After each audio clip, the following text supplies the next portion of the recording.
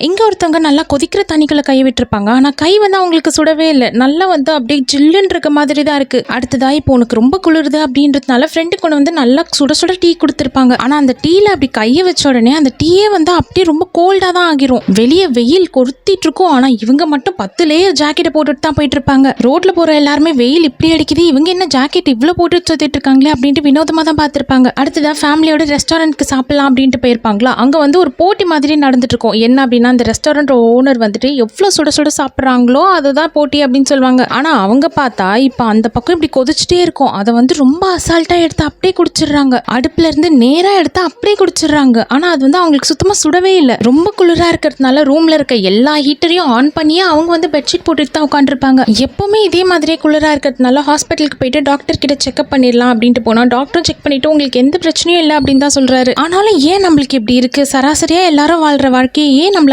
வாழ முடியல அப்படின்ட்டு அவங்களுக்கு சுத்தமா புரியவே மாட்டேங்குது தான். இவங்க எந்த பொருளை தொட்டாலுமே சரி அதுவும் வந்து அப்படியே ஒரு மாதிரி ஃப்ரீஸ் ஆன மாதிரி ஆயிடுது. அதனால பையனை கூட கட்டி பிடிக்க முடியல. நம்மலாம் எதுக்கு தான் வாழ்றோம், வாழ்றதே வேஸ்ட், இனிமேல் நம்ம இருந்து என்ன பண்ண போறோம் அப்படின்ட்டு மாடியில இருந்து குதிச்சிடலான்ட்டு போயிருப்பாங்க. பக்கத்து வீட்டுல ஃபயர் ஆக்சிடென்ட் நடந்துட்டு இருக்கும். உள்ள ஒரு குழந்தை மாட்டிட்டு இருக்கும். ஃபயர் ரொம்ப ஜாஸ்தியா இருக்கிறதுனால ஃபயர் ஃபைட்டர்ஸால கூட உள்ள போக முடியல. ஆனா இவங்களுக்கு தான் சூடே தெரியாது. அதனால ரொம்ப சில்லுன்னு இருக்கிறதுனால போயிட்டு ஈஸியாவே குழந்தைய காப்பாத்தி கூட்டிட்டு வந்துருவாங்க. நம்ம வாழ்க்கைக்கு அர்த்தமே இல்லாம இருக்கு, நம்ம எதுக்காக இருக்கணும் அப்படின்ட்டு இப்ப இவங்களும் வந்து யோசிச்சுதான் இருந்திருப்பாங்க. ஆனா இந்த ஒரு சம்பவம் தான் அவங்க வாழ்க்கையே மாத்திருக்கும். இவங்களுக்கு வந்து சூடே பெருசா தெரியாததுனால ஃபயர் ஃபைட்டராகவே ஆகி எத்தனை பேரோட உயிரையும் அவங்க காப்பாத்திருக்காங்க.